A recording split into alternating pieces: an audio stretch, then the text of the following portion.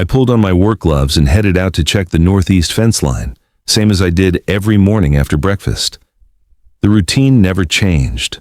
Coffee, eggs, quick look at the property from the kitchen window, then grab my tools and get to work. Dad had already left for town to pick up feed, which meant I had the place to myself until afternoon.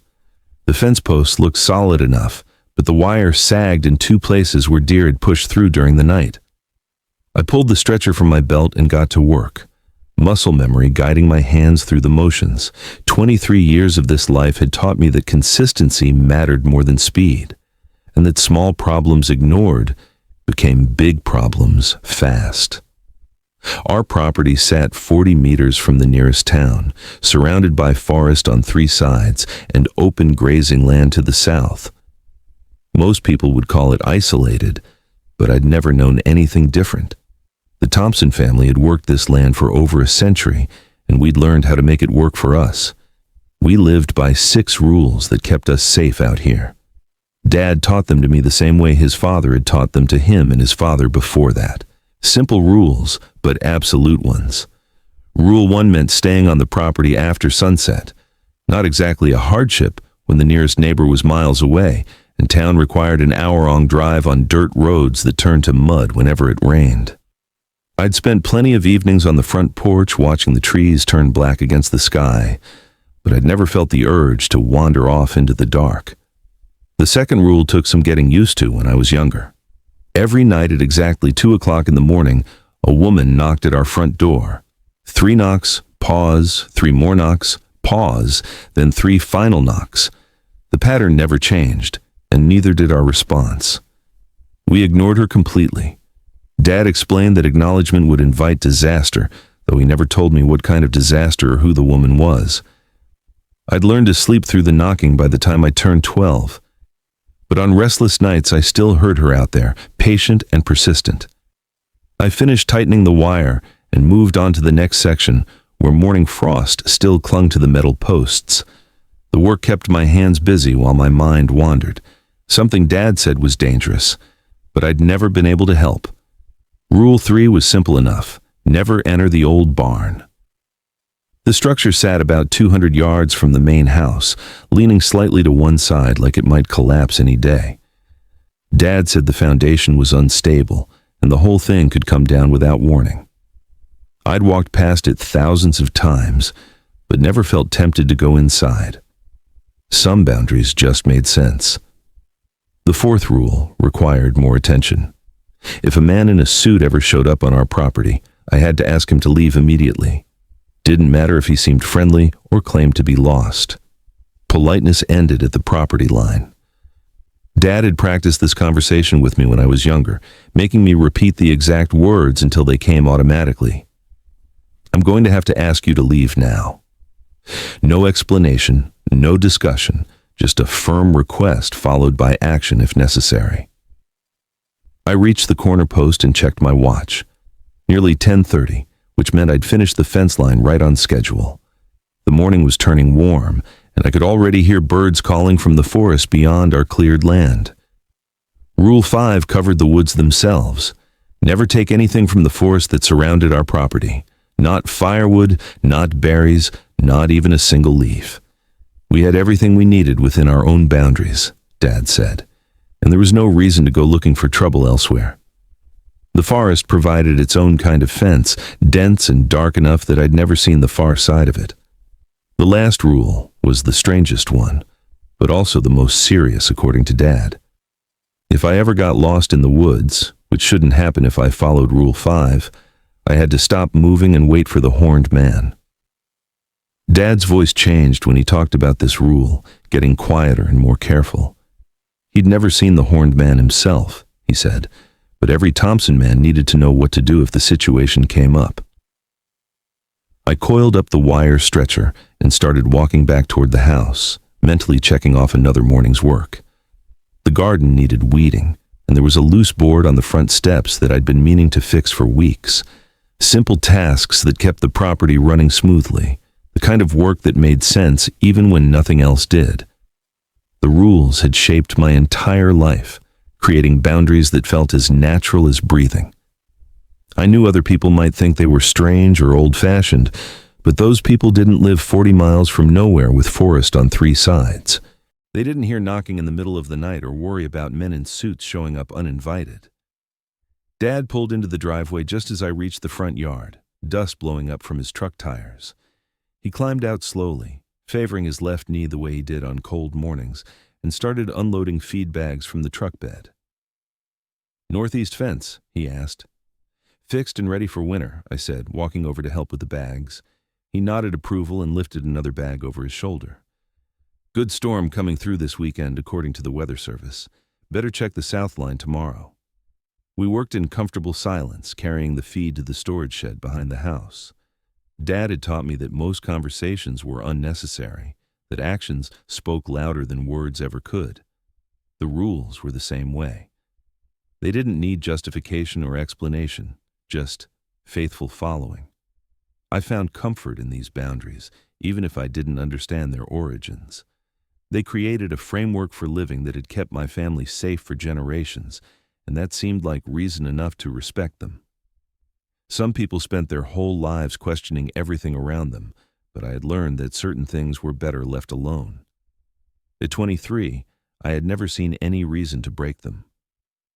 I was halfway through replacing a rotted fence post when the rumble of a diesel engine broke the morning quiet. The sound came from the direction of the old Johnson place, which made no sense. Nobody had lived there since I was maybe 10 years old, and the house had been falling apart for longer than that. I straightened up and shaded my eyes with one hand, looking past our property line toward the overgrown driveway that cut through the trees. A moving truck was backing up to the sagging front porch of the Johnson house, its backup alarm beeping steadily in the still air. Behind it, a small car with out-of-state plates waited in the weeds. The Johnson property shared about half a mile of fence line with ours, running along the eastern edge where the forest came closest to our cleared land. I'd walked this boundary thousands of times, but I'd never seen so much as a hiker over there. The house had stood empty so long that I'd stopped thinking of it as a place where people might actually live. I pulled off my work gloves and watched two men in matching shirts climb out of the truck cab. They started unloading furniture and boxes with the efficiency of people who did this for a living, carrying everything up the crooked front steps and into the house. A woman got out of the car and started directing traffic, pointing toward different rooms and checking items off a clipboard. The whole scene felt wrong somehow, like watching someone set up camp in a graveyard. Dad had never told me anything specific about the Johnson place, but it had been empty my entire life for good reason. Properties didn't just sit vacant for over a decade unless something kept people away. I went back to work on the fence post, but I kept glancing over at the activity next door. The woman looked to be in her 30s with the kind of confident posture that came from making big decisions and following through on them. She wore jeans and a flannel shirt that looked new enough to still have creases from the store, and she moved around the property like she owned it, which apparently she did. The movers worked through the morning and into the afternoon, carrying in everything from furniture to what looked like gardening supplies. I finished the fence repairs and moved on to checking water lines, but the steady stream of activity kept pulling my attention away from work. By 3 o'clock, the truck was empty and pulling away, leaving just the car and the woman. I was coiling up the extra wire when she walked over to the fence line, stepping carefully through the tall grass. She moved with the deliberate care of someone not used to uneven ground, but she kept her balance well enough. "Hey there," she called out when she got close enough for normal conversation. "I'm Sarah Wilson. Looks like we're going to be neighbors." I set down the wire coil and walked over to meet her at the fence. Up close, she looked tired but determined, with dirt smudges on her shirt and grass stains on her knees. Her smile seemed real enough, though there was something fragile around the edges that suggested recent stress. "Michael Thompson," I said, pulling my work gloves back on. "Welcome to the area, I guess." "Thanks. I bought this place sight unseen, which probably wasn't the smartest move I've ever made." She laughed and gestured back toward the house, but sometimes you need a fresh start. You know, somewhere quiet where you can figure things out. The house behind her looked like it needed more than figuring out. The roof sagged in the middle, and I could see gaps in the siding where weather had worked its way through. Most of the windows were intact, but the front porch leaned at an angle that made me nervous just looking at it. "It's going to need some work," I said. "That's an understatement." Sarah kicked at a clump of weeds near the fence post. "But I'm divorced now, and I needed somewhere I could afford. This place was cheap enough that I could buy it outright with my half of the settlement." I nodded, like that made sense, though I couldn't imagine why anyone would choose to live out here without understanding what they were getting into. The isolation that felt natural to me would probably feel oppressive to someone used to city life, and that was before considering the other complications. "How long since anyone lived here?" she asked. "At least 15 years, maybe longer." I watched her face for any sign that she'd done research about the property, but she just looked curious. "The Johnsons left when I was young. House has been empty ever since." "Well, it won't be empty anymore." Sarah brushed dirt off her hands and looked back toward the house with the kind of determination that suggested she'd already made up her mind about something. "I've got a generator for power and a well for water. Figure I can make it livable while I decide what comes next."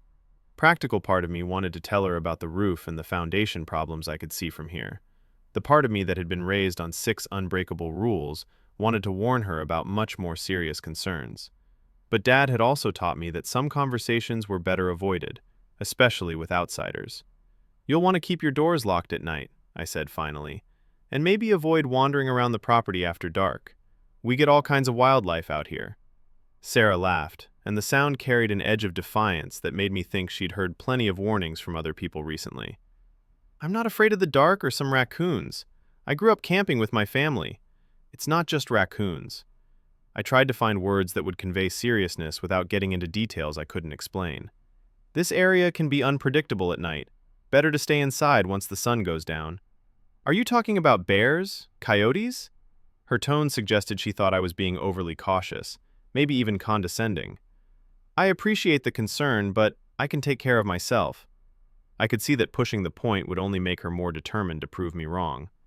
Some people responded to warnings by being extra careful, but others took them as challenges. Sarah looked like the second type. "Just something to keep in mind," I said, stepping back from the fence. "I will. Thanks for being neighborly." She glanced at the tools scattered around my feet. "Looks like you stay busy around here. Always something that needs fixing." I picked up the wire coil and slung it over my shoulder. "If you need anything, our house is about a quarter-mile that way through the trees, but you probably won't see much of us. We keep to ourselves mostly." "That's fine by me." Privacy was one of the things I was looking for. Sarah started walking back toward her house, then turned around. "It was nice meeting you, Michael. Thanks for the welcome." I watched her navigate the uneven ground back to her property, noting how she avoided the worst of the holes and obstacles without really thinking about it. She moved like someone who adapted quickly to new situations, which was either going to serve her well out here or get her into serious trouble. Dad's truck pulled into our driveway just as Sarah disappeared inside her house, and I could see him through the windshield, looking toward the Johnson place with an expression I couldn't read from this distance. He climbed out slowly and stood next to his truck for a long moment, studying the car parked in the overgrown driveway. "Someone bought the Johnson place," I said when I reached the house. "I can see that." Dad's voice carried the kind of careful neutrality he used when he was thinking through implications. "When did they move in?" "Today. Moving truck left about an hour ago." I set my tools down on the front steps and pulled off my work gloves. "Woman named Sarah Wilson says she bought it sight unseen after a divorce." Dad's expression didn't change, but I caught the slight tightening around his eyes that meant he was processing information he didn't like. "What did you tell her?" "Told her to keep her doors locked and stay inside after dark. She didn't seem too concerned about it. People never are." Dad walked over to the fence line and looked across at the Johnson house where lights were starting to come on in several windows. "Did she say anything about why she picked this particular place?" "Wanted somewhere quiet and cheap, somewhere she could start over." I joined him at the fence, watching Sarah move around inside the house. "She doesn't know anything about the area. Bought it without even visiting first." Dad was quiet for a long time, and I could almost hear him working through the same concerns that had been bugging me all afternoon. The rules that governed our property had been designed for a family living in isolation, surrounded by empty forest. Adding a neighbor changed things in ways I didn't fully understand. "We'll need to keep an eye on things," he said finally. "Make sure the boundaries stay clear." I knew he meant more than just the fence line between our properties, but I didn't ask for clarification. Some things were better left unspoken, especially when we didn't know yet how much trouble we might be facing. We went inside for dinner, but I found myself looking out the kitchen window toward the lights in Sarah's house. She had every room lit up like she was trying to push back the darkness, which meant she was nervous about something, even if she wouldn't admit it. That was probably smart, even if she didn't understand why. The evening passed quietly enough. I read for a while after dinner, and Dad worked on paperwork at the kitchen table. Around 10 o'clock, I noticed that most of the lights in Sarah's house had gone out, leaving just one bright window that I figured was her bedroom. I went to bed at my usual time, but sleep didn't come easily. Every small sound outside seemed louder, and I found myself listening for things that shouldn't be there. At 1:30, I heard the first knock. That was 30 minutes earlier than usual. The woman always came at exactly 2 o'clock in the morning, had done so for as long as I could remember. But tonight, the knocking started at 1:30. And the rhythm was different too. Instead of the patient, measured pattern I was used to, these knocks came faster and with more force, urgent, almost aggressive. I got up and looked out my bedroom window toward Sarah's house. Every light was back on, and I could see a figure moving around inside. Probably Sarah herself, wondering what the hell was making all that noise. The knocking continued for several minutes, much longer than usual before finally stopping. But even after the silence returned, the lights in Sarah's house stayed on. I stood at my window for a long time, watching those lit windows and thinking about the careful balance Dad had mentioned. Our family had maintained something out here for generations, some kind of understanding that kept us safe as long as we followed the rules. But what happened when someone who didn't know the rules moved in next door? The lights in Sarah's house were still burning when I finally went back to bed, and I had a feeling they'd stay on until morning. I was checking the water trough behind the house when I spotted Sarah walking toward the fence line. Even from a distance, I could tell something was wrong with her. Her usual confident walk had been replaced by careful, hesitant steps, and she kept looking over her shoulder like she expected to see someone following her. The bags under her eyes were visible even at 50 yards. Her hair looked like she'd run her hands through it repeatedly, and her clothes were the same ones she'd worn yesterday, now wrinkled like she'd slept in them, or maybe hadn't slept at all. I put down the hose and walked over to meet her at the fence, noting how she stopped a few feet back from the posts instead of stepping right up to them. Her hands shook slightly as she crossed her arms over her chest. "Morning," I said, keeping my voice neutral despite the knot forming in my stomach. "Hi." Sarah's voice came out hoarse-row like she'd been talking or shouting for hours. "I was wondering if you heard anything strange last night, like knocking sounds." The question hung in the air between us. I could see the hope in her tired eyes, the desperate need for someone to confirm that she hadn't imagined whatever had kept her awake. But admitting I'd heard the woman would mean explaining things I couldn't explain, breaking rules that existed for good reason. "Old houses make all kinds of weird noises," I said instead. "Settling foundations, wind in the eaves, animals on the roof. You'll probably get used to it after a few nights." Sarah's face fell slightly, and I felt like a bastard for dismissing her concerns. But some conversations were too dangerous to have, especially with someone who didn't understand what they'd gotten themselves into. "It wasn't that kind of noise." She rubbed her forehead with the back of her hand. "It was definitely knocking. Someone knocking on my door for hours. Started around midnight and didn't stop until dawn." My mouth went dry. The woman usually knocked for maybe 5 minutes at most, but last night had been different. The rhythm had been wrong, the timing off, and apparently the duration too. Sarah's presence was already changing things in ways I didn't understand. "Did you look outside?" I asked. "See who it was?" I tried, but I couldn't see anyone from the windows. The knocking was definitely coming from the front door, though. Sarah glanced back toward her house, and then, just before sunrise, I saw a man in a suit walking around my property. Dark suit, perfectly dressed like he was heading to some business meeting. Who wears a suit at dawn in the middle of nowhere? The worry in my stomach got worse and turned into panic. The man in the suit had never left our property before, never crossed the boundary lines that had kept him in place for generations. If he was walking around Sarah's land, it meant the rules were breaking down faster than I'd thought possible. "You need to tell anyone like that to leave immediately," I said, probably too forcefully. "Don't let him in the house. Don't talk to him. Just ask him to go and call the sheriff if he refuses." Sarah's eyebrows went up. The sheriff for a guy in a suit. I realized how paranoid I must sound, warning about a well-dressed stranger like he was an escaped convict. But explaining the real reason would sound even crazier, and Sarah was already looking at me like I might not be entirely stable.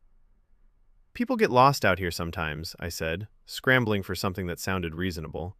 "Usually they're harmless, but you can't be too careful living alone." "I suppose that makes sense." Sarah didn't look convinced, but she nodded anyway. Though he didn't seem lost, more like he was inspecting things, looking around like he owned the place. That description sent a chill through me. The man in the suit had always been polite, but predatory, contained, but testing boundaries. If he was walking Sarah's property like he owned it, we might already be too late to fix whatever was happening. The morning passed slowly after that conversation. I tried to focus on routine work, but my attention kept drifting towards Sarah's house. I could see her moving around inside, occasionally appearing at different windows like she was checking for unwanted visitors. Around 2 o'clock in the afternoon, I heard the generator that had been making noise steadily since yesterday sputter and die. The sudden silence felt scary, like the first sign that Sarah's urban solutions weren't going to work out here. A few minutes later, she came out of the house and walked back toward the fence line. "Hey, Michael," she called out. "I hate to bother you again, but my generator just died on me. Do you have any tools I could borrow to take a look at it? Maybe something in that barn of yours?" The request caught me completely off guard. The barn was absolutely off limits. Rule 3, written in stone for reasons I didn't fully understand, but had never questioned. Even suggesting that someone else might enter it felt wrong, like breaking a fundamental law of physics. "I can bring you whatever you need," I said quickly. "The barn's not safe to go into. Foundation problems, like I mentioned before." Sarah looked unhappy. "I just need basic tools. A wrench, maybe some pliers. It would be easier if I could just grab them myself. Really, it's no trouble." I was already backing away from the fence, ready to collect whatever she needed from the tool shed. "What exactly are you trying to fix? The fuel line looks clogged, and I think there might be a loose connection somewhere." Sarah's frustration was obvious in her voice. "I can handle basic mechanical work, but I need the right tools. I'll get you a wrench set and some pliers. Give me 5 minutes." That was when Dad appeared around the corner of the house, moving with the careful walk that meant he'd been listening to our conversation. His eyes found mine immediately, and the look he gave me could have frozen water. The message was clear. We were discussing things that weren't our concern with someone who wasn't our responsibility. "Problems with the generator?" Dad asked Sarah, his tone polite but distant. "Nothing I can't handle once I get the right tools," Sarah replied, though I could hear the defensive edge creeping into her voice. "Michael will bring you what you need." Dad's words were directed at her, but his eyes stayed on me. "Our property has everything required for basic repairs." The emphasis on our property wasn't subtle, and Sarah caught it immediately. I watched her face change as she realized she was being politely but firmly excluded from something, though she probably didn't understand what. "Right," she said slowly. "Well, I'll just wait over here then." Dad nodded and walked toward the house, leaving me standing at the fence with Sarah looking confused and slightly hurt. The moment stretched uncomfortably as I tried to think of something to say that would smooth over the obvious tension. "He's not unfriendly," I said finally. "Just private. We don't get many neighbors out here. I'm getting that impression." Sarah's voice had cooled noticeably. "Maybe I should just drive to town for tools instead. I don't want to be a bother. It's no bother, really." But even as I said it, I could see that the damage was done.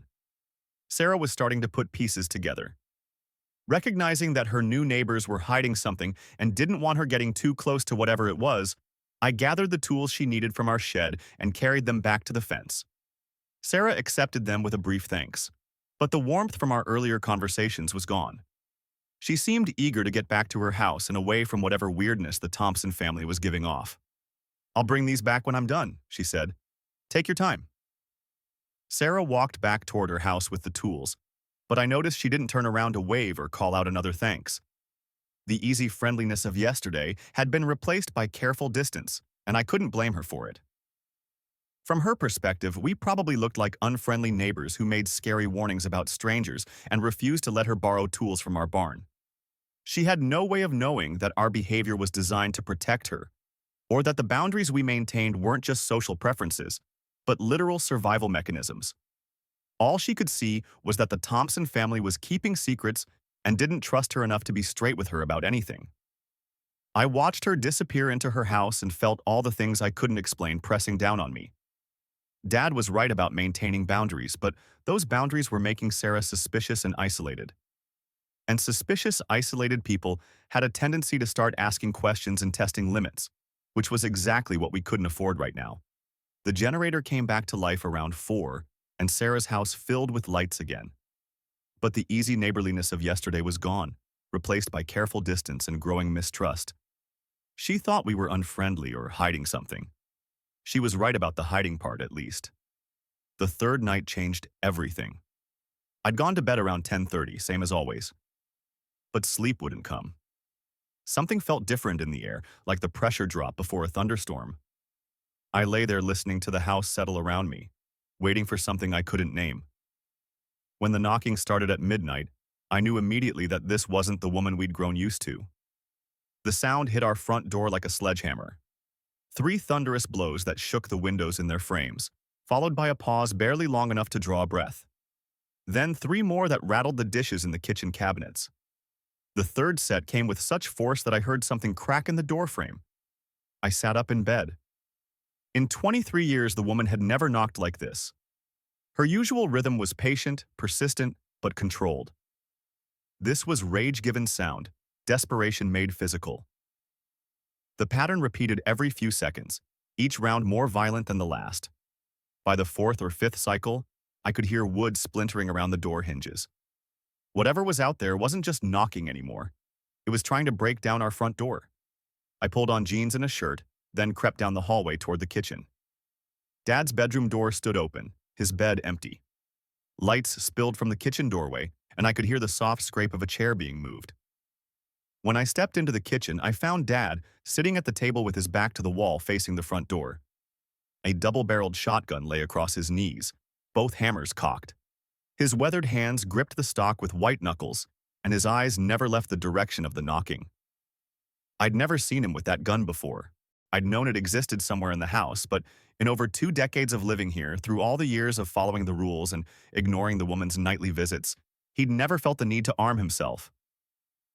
"Dad?" I kept my voice low, though I doubted anything could be heard over the relentless pounding at our door. "Sit down," he said without looking at me. "Stay away from the windows." I took the chair across from him, watching his jaw muscles work as each round of knocking shook the house. The violence of it was unlike anything I'd experienced. Our windows rattled in their frames, and I could hear items moving on shelves throughout the house. "Why is it different tonight?" I asked. "Newcomers sometimes disrupt the balance." Dad's voice was steady, but I could see the tension in his shoulders. "Makes them more aggressive until they establish new territorial boundaries." The knocking stopped for maybe 10 seconds, long enough for me to hope it was over. Then it started again with twice the previous intensity. The front door made noise under the assault, and I heard the distinct sound of wood beginning to fail. What if the door breaks? It won't. But Dad's grip on the shotgun tightened as he said it. "It's held for over 100 years. It'll hold tonight." We sat in tense silence after that, listening to the systematic destruction being visited on our front entrance. The knocking continued without pause or variation in intensity. A mechanical rhythm that suggested whoever was out there could maintain this assault indefinitely. Around 1:30, a new sound joined the chaos, knocking from the direction of Sarah's house. But this wasn't the measured pattern we'd grown used to. This was frantic, desperate pounding that seemed to come from multiple directions at once, as if several people were attacking her house simultaneously. Dad's face went hard when the second round of knocking started. He stood up slowly, still holding the shotgun, and moved to the kitchen window that faced Sarah's property. I followed, careful to stay out of direct line of sight from outside. Every light in Sarah's house blazed against the darkness. Through her windows, I could see movement, furniture being overturned, items flying through the air as if thrown by invisible hands. The knocking at her house grew louder and more chaotic, broken up by the sound of breaking glass. "We have to help her," I said. "No." Dad's response was immediate and final. "We stay here. We follow the rules." "She doesn't know the rules. She doesn't understand what's happening. That's not our responsibility." The coldness in his voice shocked me. I'd seen him be distant with outsiders before. But this was different. This was deliberate abandonment of someone who was suffering because she'd had the misfortune to move in next door to us. Around 3 a.m., Sarah started screaming. The sound cut through the chaos of breaking wood and shattering glass. It was raw terror given voice.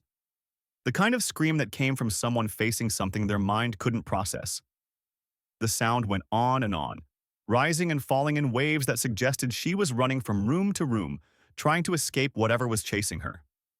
I stood up from my chair, every instinct telling me to run to her aid. "Dad, please. We can't just sit here while we don't break the rules." His voice carried absolute authority. The tone he'd used when I was young and testing boundaries. Not for anyone. Not for any reason. "But she's innocent. She doesn't know what she got herself into. Innocent people die all the time when they make bad choices." Dad's eyes never left the window facing Sarah's house. "Our job is to protect our family and maintain the boundaries that keep us safe. Nothing else matters." Sarah's screaming continued for another 20 minutes, sometimes fading to quiet sounds, sometimes rising to shrieks that made my skin crawl. Every cry for help hit hard, and I found myself holding the edge of the table so tight my knuckles went white. Then, just before 4 in the morning, the screaming stopped. The knocking at both houses continued for another 3 hours. But the human sounds from Sarah's property went quiet. No more cries for help. No more sounds of running footsteps. Just the mechanical assault on our doors and the steady destruction of everything she owned. When dawn finally came, both rounds of knocking stopped suddenly. The sudden silence felt overwhelming after hours of chaos, like the moment after a thunderclap. When your ears ring with the absence of sound. Dad uncocked the shotgun and leaned it against the wall, then walked to the kitchen window. I joined him, looking across at Sarah's house in the growing daylight. Every window that had been whole the night before was now broken. The front door hung at an angle, supported by only the bottom hinge. Furniture and belongings were scattered across the front yard as if the house had exploded from the inside out. But there was no movement anywhere, no sign of Sarah. "We need to check on her," I said. "We need to assess the damage to our own property." Dad turned away from the window. "Then we'll decide what comes next." I spent the morning walking our fence line, checking for breaks or signs that whatever had attacked the houses had also tested our boundaries. Everything looked fine, but it felt wrong after the chaos of the night. Around noon, I still hadn't seen any movement from Sarah's house. No attempt to clean up the mess. No sign that she was even alive over there. The quiet from her property was becoming as scary as the violence had been. Dad spent the morning on the phone with someone speaking in low voices that I couldn't make out from the kitchen. When he hung up around 1, his expression was worse than I'd ever seen it. "What's happening over there isn't our problem," he said, when he saw me looking towards Sarah's house. "Our job is to maintain our own boundaries and protect our own family. What if she's hurt? What if she needs help? Then she'll figure out how to get it herself or she won't." His tone suggested the conversation was over. Either way, it's not our responsibility. But I couldn't stop thinking about those screams, about the terror in Sarah's voice when whatever had invaded her house finally caught up with her. The woman who'd moved in 3 days ago with boxes of new belongings and plans for a fresh start deserved better than being left alone to face something she couldn't understand. At 2 o'clock, I made a decision that went against everything I'd been taught. I waited until Dad went into his bedroom for his afternoon rest. Then I walked across our property toward the barn. The old building leaned at its usual angle, looking exactly as it had for the past decade. But today, for the first time in my life, I was going to find out what Rule 3 was really protecting. The door stuck when I tried to open it, warped wood catching on the frame. I had to put my shoulder into it to get it moving, and it opened with a groan that sounded loud enough to wake the dead. Sunlight came through gaps in the roof, lighting up dust that danced in the still air.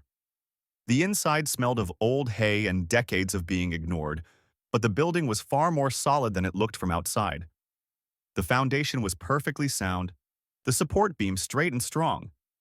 Dad had lied about the problems with the building. I moved deeper into the barn, stepping carefully over loose boards and rusted farm equipment.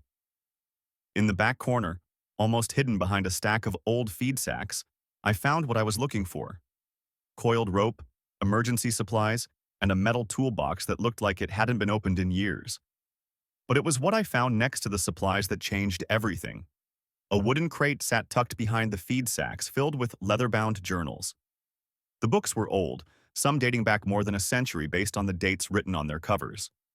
Names were written on the front of each journal. Thompson men going back generations. I picked up the oldest one I could find, dated 1847, and opened it to the first page. The handwriting was faded, but still readable, written in the careful script of someone who'd had formal education.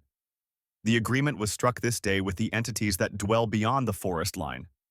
In exchange for their confinement to the lands bounded by creek, ridge, and stone markers, our family pledges to serve as guardians and maintain the barriers that prevent their expansion into the wider world. I flipped through more pages, finding detailed accounts of encounters with beings that sounded exactly like the woman who knocked in the man in the suit. But these weren't random supernatural threats that had stumbled onto our property. They were prisoners. The journal from 1889 was even more clear. Father explained today that we are not protected by the rules. We are bound by them. These things were here first, driven from their original territories by settlers who feared what they did not understand. Our ancestor made a bargain. Safe containment for them, guaranteed guardianship from us. Break the agreement, and they are free to reclaim what was taken from them. I sat heavily on an overturned feed bucket, my mind racing to process what I was reading. Everything I'd believed about our family's role here was wrong. We weren't just following rules that kept us safe from random supernatural threats. We were jailers bound by a contract that stretched back over a century. The woman who knocked, the man in the suit, the horned man who appeared when Thompson men got lost. They weren't our enemies. They were prisoners we'd been keeping contained through ritual and tradition, and Sarah's presence had apparently begun to weaken the barriers that held them. A journal from the 1920s confirmed my growing dread. The boundaries are weaker when outsiders settle nearby. Their lack of knowledge about the agreement creates gaps that these things will test. We have to stay alert to maintain the containment, sometimes at great cost to those who do not understand what they have stumbled into. I closed the journal and looked around the barn with new understanding. This wasn't just storage space Dad had kept me away from. This was our family's archive. The record of over a century of guardianship that had been hidden from me until I was old enough or desperate enough to break the rules and find it myself.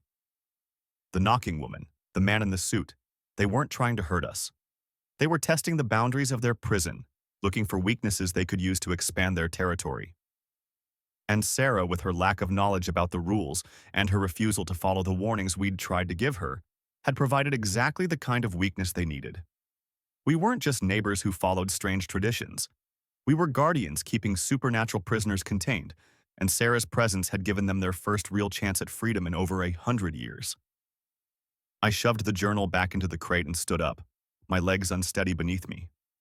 The weight of what I'd learned pressed down on my shoulders. My hands shook as I pushed through the barn door and stepped back into the afternoon sunlight.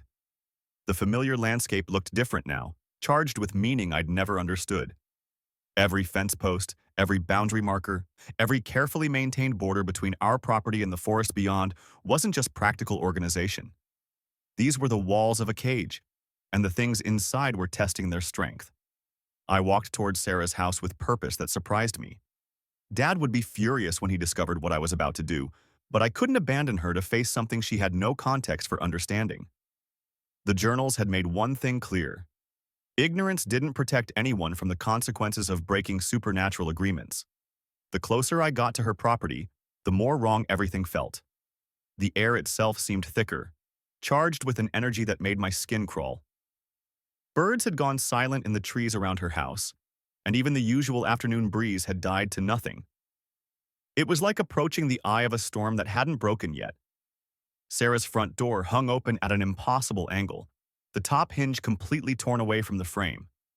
Glass covered her front porch from the broken windows, and her belongings were scattered across the yard like debris from an explosion. But there was a deliberate quality to the destruction that suggested intention rather than random violence. I stepped carefully through the wreckage and called out her name, though I got no response. The silence from inside the house was complete, but not empty. Something was moving in there, creating small sounds that didn't quite register as footsteps or voices. When I crossed the doorway into her kitchen, I found Sarah. She lay unconscious on the linoleum floor, surrounded by overturned chairs and broken dishes. A thin line of blood traced from her temple down to her jaw, but she was breathing steadily. More disturbing than her condition were the marks carved into the wooden walls around her. Symbols that looked like a combination of letters and geometric shapes, cut deep enough into the wood that they'd probably be permanent.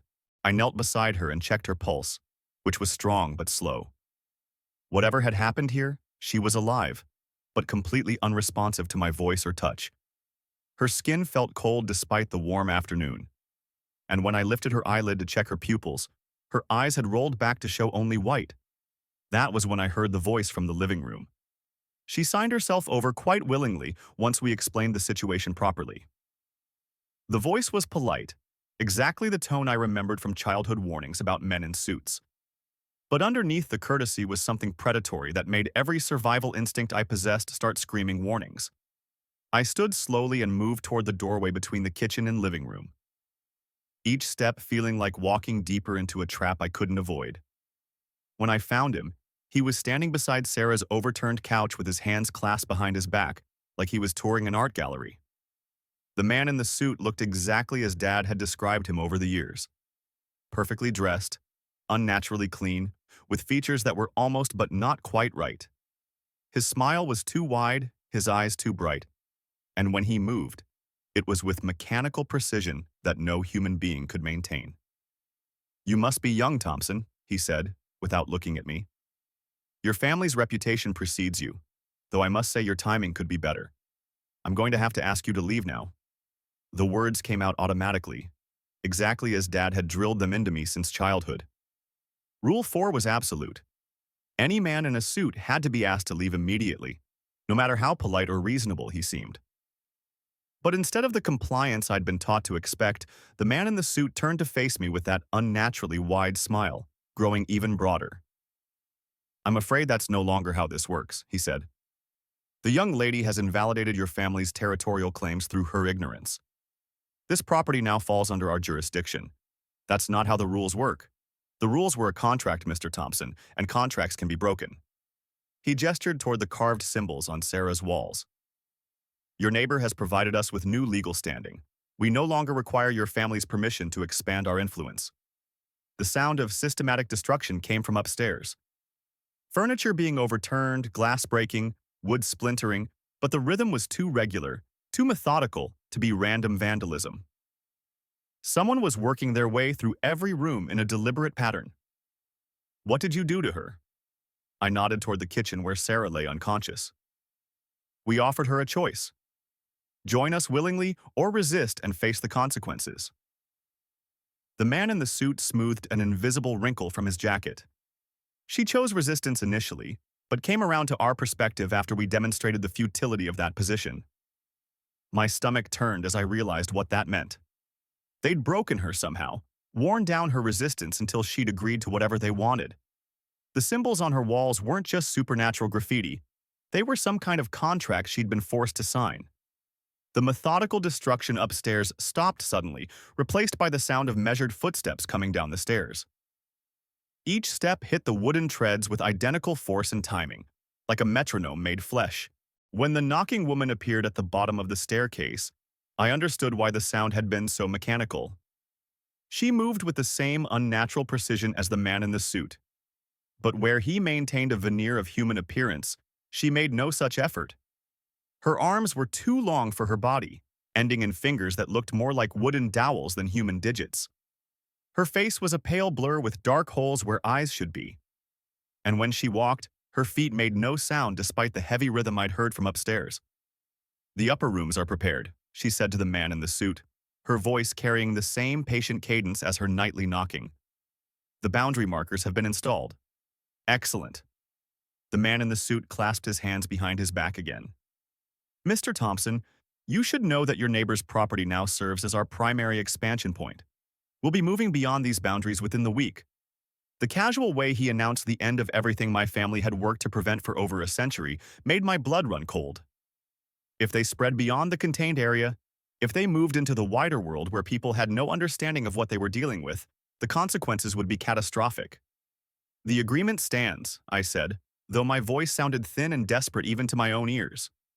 Your territory is contained by the original boundaries. The agreement was with your family specifically, contingent on your successful maintenance of the containment perimeter. The man in the suit examined his fingernails with apparent fascination. Your failure to prevent unauthorized settlement constitutes breach of contract. That was when the temperature in the room dropped 20 degrees in the space of a heartbeat. The change was so sudden that my breath came out in visible puffs and frost began forming on the inside of Sarah's broken windows. Both the man in the suit and the knocking woman went completely still, their unnaturally precise movements freezing mid-gesture like someone had paused a film. When the horned man stepped through Sarah's front doorway, I finally understood what Rule 6 had really been preparing me for.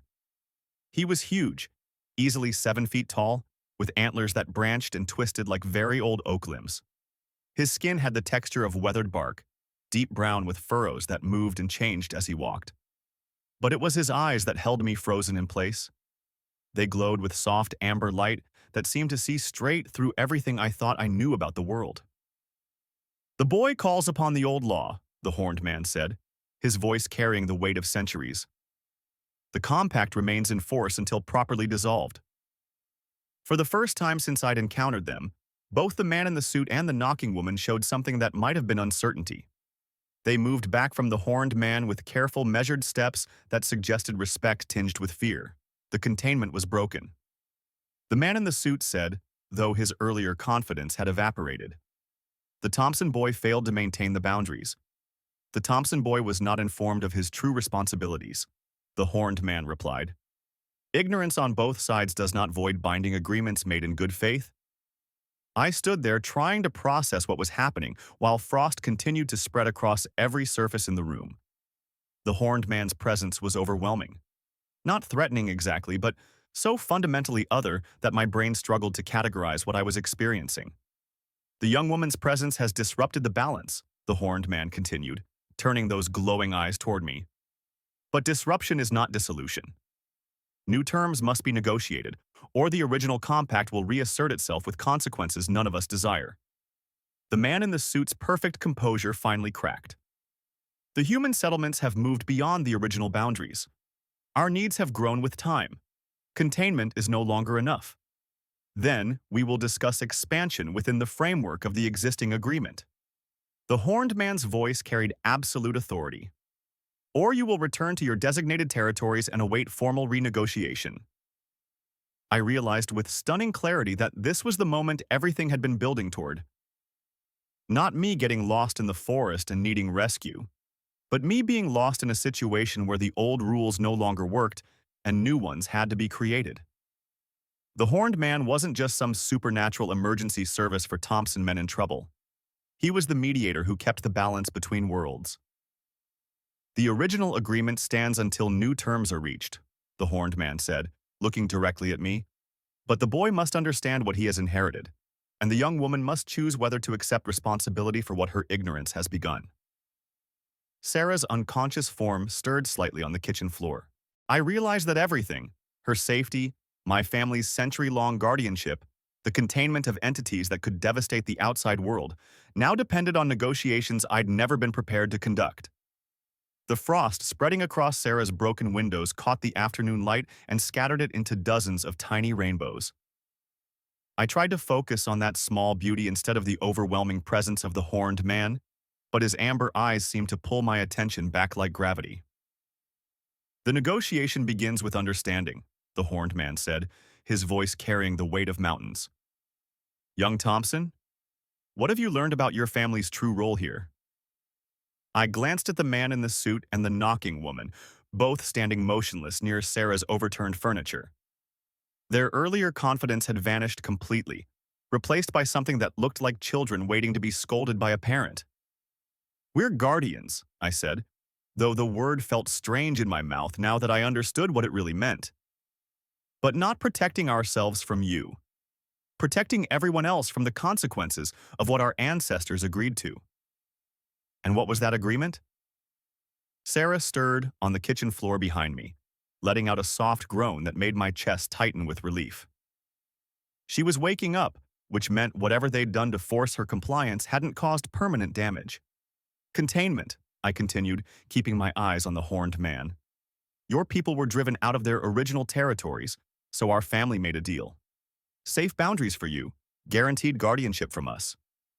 The horned man nodded slowly, his antlers catching the light from the broken windows. "The compact was made in good faith by both sides. Your ancestor understood that we were not invaders, but refugees, seeking only a place to exist without conflict."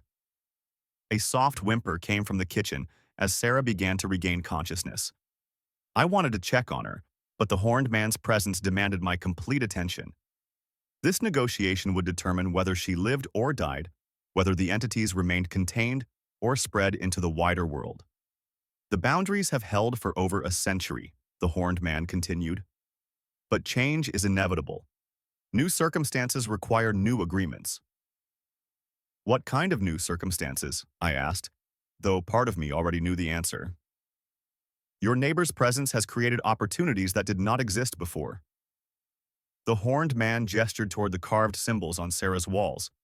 Her ignorance allowed my companions to claim territory beyond the original boundaries. This cannot be undone, but it can be properly managed. Behind me, I heard Sarah pushing herself into a sitting position, her breathing sharp and panicked. When she spoke, her voice was hoarse and shaky. "What's happening? Where am I?" I turned to see her leaning against the kitchen doorway, blood still trickling from the cut in her temple. Her eyes were wide with terror. But there was something else there, too. A new awareness that hadn't been there before. Whatever they'd done to her had left her with knowledge she hadn't had yesterday. "Sarah," I said carefully, "I need you to listen to what we're about to discuss. Your life depends on understanding what's being offered here." She looked past me at the three supernatural beings standing in her destroyed living room, and instead of screaming or running, she just nodded. The change in her reaction told me that part of the forced compliance had involved explaining exactly what she was dealing with. "The young woman has seen the true nature of our kind." The horned man said she understands the stakes involved in this negotiation. "I understand that I'm trapped," Sarah said, her voice gaining strength, "and that my choices are accept whatever deal you're offering, or face something worse than what happened last night." The horned man's amber eyes looked at her with what might have been approval. "Being clear is the foundation of any lasting agreement. You have indeed seen what fighting back brings." I stepped between Sarah and the other creatures, though I knew it was mostly for show. If the horned man wanted to hurt either of us, there wasn't much I could do to stop him. "What exactly are you proposing?" I asked. "Extension of the original compact to include both properties," the horned man replied. "The young woman accepts the same responsibilities that have protected your family for generations. In exchange, she receives the same protections." Sarah pushed herself to her feet, using the doorway for support. "What responsibilities? What protections?" I turned to face her, knowing that this explanation might be the most important conversation of both our lives. 6 rules that my family has followed for over a century. Rules that keep both sides safe from each other. "I'll follow them," Sarah said immediately. "Whatever they are, I'll follow them." The man in the suit finally spoke up, his earlier politeness now edged with frustration. "The compact was specific to the Thompson bloodline. Extension to outsiders sets dangerous precedents." "Precedents evolve with circumstances," the horned man replied without looking at him. "The alternative is breakdown of containment and conflict that serves no one's interests." The temperature in the room dropped another few degrees and more frost spread across the walls. I realized this was how the horned man displayed authority. Not through threats or violence, but through demonstrations of power that reminded everyone present exactly who they were dealing with. The rules will need modification to cover both properties, I said, thinking through how to adapt traditions that had been designed for a single household. But the core principles remained the same. Sarah stepped closer to me, and I could see her hand shaking as she tried to appear calm. Tell me what I need to do. I looked at each of the supernatural beings in turn, then back at Sarah. First rule, neither of us leaves our properties after sunset. Second rule, we both ignore the knocking woman no matter how loud or persistent she gets.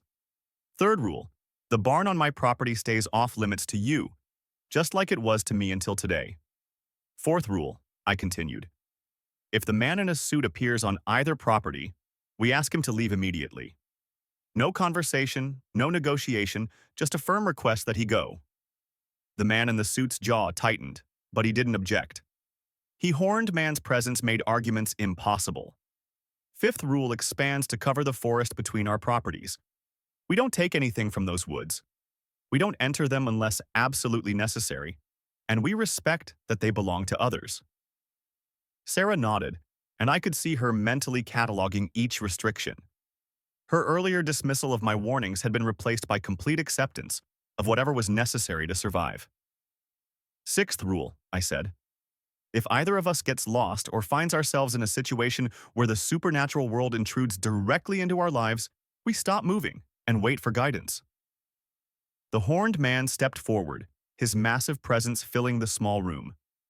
These terms are acceptable to all parties involved. Sarah looked at me, then at each of the entities. I accept. And the Thompson guardianship extends to include protection of both properties under the modified compact, I said. The knocking woman moved for the first time since the horned man had arrived, reaching into a fold of her dress that seemed to exist in too many dimensions at once. She withdrew something that looked like a piece of bark covered in symbols similar to those carved into Sarah's walls. The agreement must be marked, the horned man said. I watched as the knocking woman approached Sarah with the bark fragment. Sarah held perfectly still as the woman pressed it against the cut on her temple. And when she pulled it away, new symbols had appeared in the dried blood. The marking binds you to the compact, the horned man explained. Break the rules, and the protection ends immediately. Sarah nodded, touching the symbols on her temple carefully. I understand. The sound of a truck engine rumbling up the driveway interrupted the moment. Dad had returned from town, and I realized he was about to walk into a situation that would challenge everything he thought he knew about keeping the boundaries between worlds. The man in the suit and the knocking woman began backing toward Sarah's front door, their movements once again taking on that mechanical precision. As they reached the doorway, they both looked back at the horned man with expressions that might have been disappointment. The original boundaries are restored, the horned man said to them. Expansion attempts will cease until the next formal review. And when will that be? The man in the suit asked. When circumstances again require renegotiation. The horned man's tone suggested that could be years or decades from now. Until then, the compact holds. Both things disappeared through the doorway so quickly, it was like watching them step backward into fog. One moment they were there, the next they were gone, leaving only slightly warmer air and the gradual melting of frost on the windows. Dad's truck door slammed outside, followed by the sound of his work boots on Sarah's front porch. When he appeared in the doorway, his eyes immediately found the horned man, and his entire body language changed into something I'd never seen before. Not fear, exactly, but recognition of authority so complete that resistance wasn't even considered. Robert Thompson, the horned man said by way of greeting. Sir, Dad replied, inclining his head slightly. I wasn't aware that formal intervention had become necessary. Your son has proven capable of adapting the compact to changing circumstances. The horned man said the boundaries are secure, though they now encompass additional territory. Dad's eyes moved from the horned man to me, then to Sarah, taking in her injured condition and the symbols marked in blood on her temple. His jaw worked silently for several seconds before he spoke. The boy broke the rules to get here. The boy broke outdated interpretations to preserve the larger purpose, the horned man corrected. Guardianship requires wisdom, not blind adherence to tradition.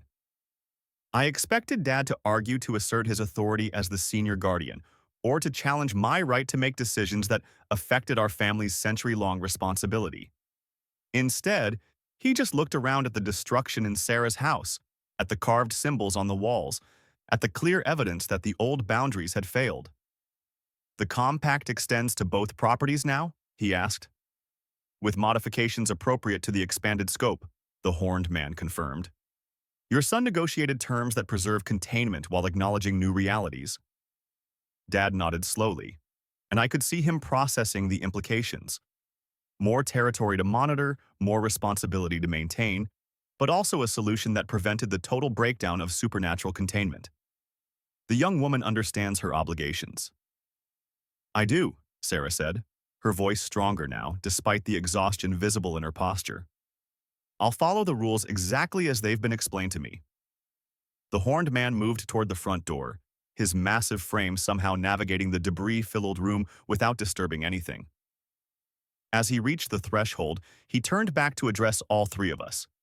"The compact has evolved, but its core purpose remains unchanged. Both sides benefit from maintained boundaries and mutual respect.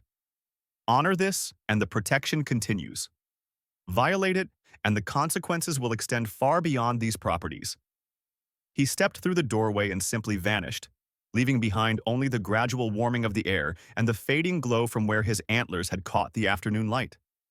Dad, Sarah, and I stood in the sudden silence, surrounded by the wreckage of her house and the weight of responsibilities that had just expanded beyond anything our family had managed before. "We'll need to help her clean up," Dad said finally, "and make sure she understands exactly what each rule means in practice." I looked at Sarah, who was still touching the symbols on her temple with careful fingers. "Are you okay with this? Really okay with it?" She managed a weak smile that didn't entirely hide her fear. "I don't think okay is the right word, but I'm alive. I understand what I'm dealing with. And I have neighbors who know how to keep me safe." She paused, looking around at her destroyed living room. "That's more than I had this morning." Dad picked up an overturned chair and set it back on its legs. A simple gesture that somehow marked the beginning of our new reality. The Thompson family guardianship had expanded to include Sarah's property. The rules had been changed to cover circumstances none of our ancestors had faced. And I'd learned that being a guardian meant adapting traditions when the world changed around them. The responsibility my family carried was bigger than I'd ever imagined, but it was also more flexible than I'd been taught to believe. The horned man was right. Wisdom mattered more than blind following of tradition. The rules weren't commandments carved in stone. They were a living agreement that could change when change served the bigger purpose of keeping both worlds safe from each other.